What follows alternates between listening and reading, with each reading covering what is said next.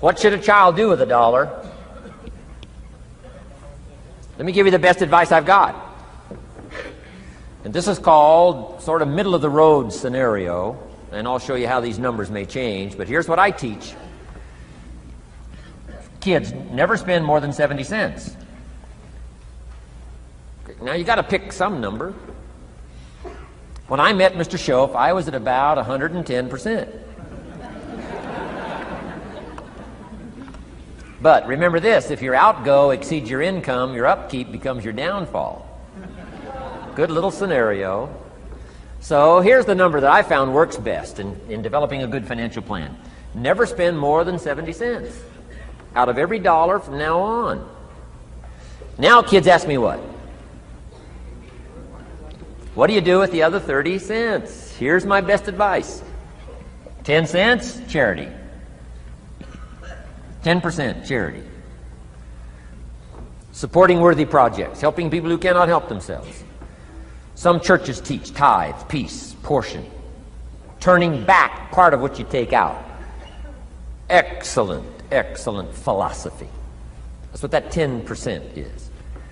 And nothing teaches children responsibility and character better than generosity. No school, no class, no teacher can teach character better than the simple act of generosity. 10 cents out of every dollar. Now you can pick your own number. I'm just giving you my best scenario. Now the time to start this is when the amounts are small. Easy to give a dime out of $1. I'm telling you, kids will give you 10 cents out of every dollar if it's part of their philosophy, if you sell them on it. And that's the time to start, when it's easy, 10 cents out of $1. A little harder to give 100,000 out of $1 million. Someone says, oh, if I had $1 million, I'd give 100,000. I'm not that sure. We better start you early when the amounts are small, so it'll all be set in when the big amounts start to come. Okay? So 10 cents for charity. The next 10 cents I call active capital. Capital meaning try to make a profit yourself. We live in a capitalistic society. Right? Everybody now wants to join capitalism. That's why the walls are coming down. Capital belongs in the hands of the people. That's where the genius is. So the genius is to try to show a profit. Buy and sell. Render service. Show a profit. Now here's what I teach kids. Profits are better than wages. Wages are okay, but wages help you make a living. Profits help you make a fortune. The key is to just understand philosophically a little simple economic scenario. And there's all kinds of ways to make a profit. I'm working on a new book. Here's what it's called. I think it's going to be called, Of Course Kids Should Pay Taxes. It's going to be an interesting book. In California, where I live, kids do pay taxes. If an 8-year-old walks into 7-Eleven, buys something that cost $1, the proprietor makes him cough up 7 more pennies. 8-year-old says, what's these 7 pennies? Proprietor says, that's taxes. That's taxes. Kid says, well, I'm only 8. Proprietor says, congratulations, you're my youngest taxpayer. So in California, kids do pay taxes. Now the question is, should they? Now the title of my book is, Of Course Kids Should Pay Taxes. You got it. Right? The disciple went and caught a fish, found the miracle coins, and paid his taxes and Jesus' taxes. So way back then, Jesus did pay taxes. Now the question is, should he? And the answer, my little book says, of course Jesus and kids should pay taxes. Of course. Of course. If an 8-year-old wants to ride his bicycle on the sidewalk instead of in the mud, you have to pay taxes. Things cost money.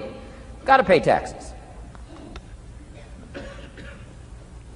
Aircraft carriers keep tyranny over there instead of over here. Aircraft carriers cost money. It's expensive to run this whole show. You can't use used missiles. I mean, you know, it's expensive to run the whole deal. Of course, everybody has to pay. Now, active capital means try your best to show a profit. Now, there's many ways to show a profit, not just money. touch something, leave it better than you found it, that's a profit. Some profits are intangible, some profits are tangible. Long before Earth Day, for all sophisticated people, it was very proper when you left your hotel room to turn out the lights. All educated people. Why? Leave a profit. It's so easy to flip the switch and leave a profit. Some says, well, the hotel gets the profit. What do you care? All you need to become is a person who leaves a profit. Wow. I talked to a man who runs a whole string of apartments. He said, guess what? Most people, when they rent an apartment, leave it, what? Trashed, worse than they found it.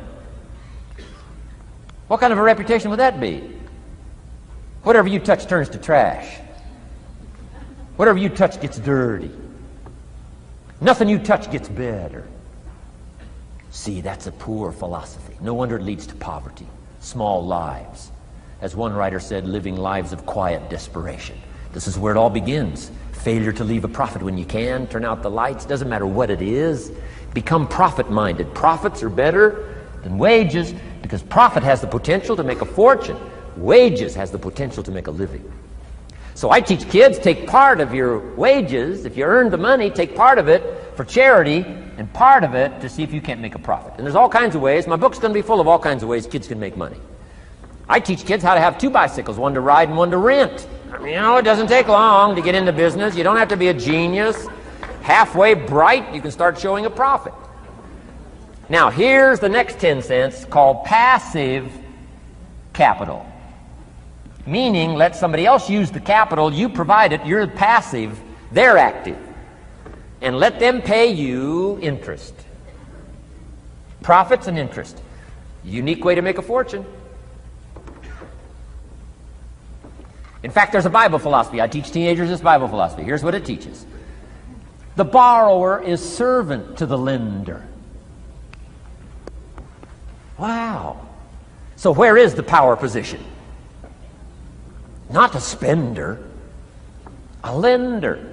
And if I've taught teenagers well, if you ask them, among some of the things you want to be, when you grow up, as years pile on, what would you like to be? I'm telling you, among some of the things that they would like to be, if they've sat in on my classes or gotten some of my material, they will say, I want to be one of them lenders. Powerful position. Let somebody else use your capital. Some projects require more capital than any one person has. So we've got capital pools, whether you put it in a financial institution or whatever, right? Earn an interest, earn a profit, right? Buy a car and sell it for more than you paid for it. Why? Because you leave it better than you found it. Wow. Touch something and leave a profit. Okay? It's not just wrapped up in money and economics. This helps to teach all other scenarios of life on profit and capital and expenditures, what to do with your time and what to do with your life, and as well as what to do with your money. Okay? Now this little scenario I call the ideal. Now here's what's important. To set up the ideal and work toward it. Because at first you may not be able to do these numbers. Some people are in such desperate situation currently, they got to go 97, 1, 1, and 1. I mean, I had to start there. Start with pennies. And remember, it's not the amount that counts. Mr. Schoaf gave me the clear situation. Here it is. It's not the amount that counts, it's the plan that counts. When I met Mr. Schoaf, I'm 25 years old. I said to him, if I had more money, I'd have a better plan. He said, no, Mr. Rohn, if you had a better plan, you'd have more money. 6 years? 6 years? In America, 6 years?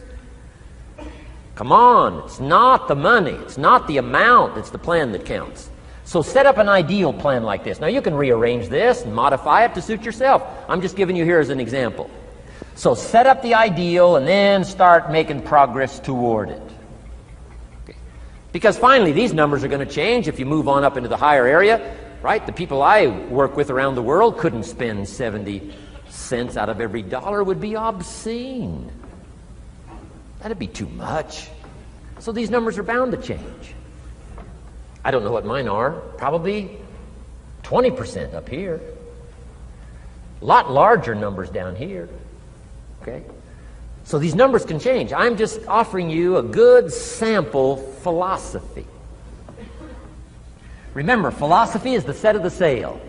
The economy is not the set of the sail for you. For you, the set of the sail is your own philosophy, your own thinking, your own plan, your own concept. Don't borrow somebody else's plan. Don't borrow somebody else's concept. Don't borrow the concept, spend all you can, cross your fingers and hope for the best. Don't borrow that. Develop your own philosophy, and I'm telling you, it'll lead you to unique places.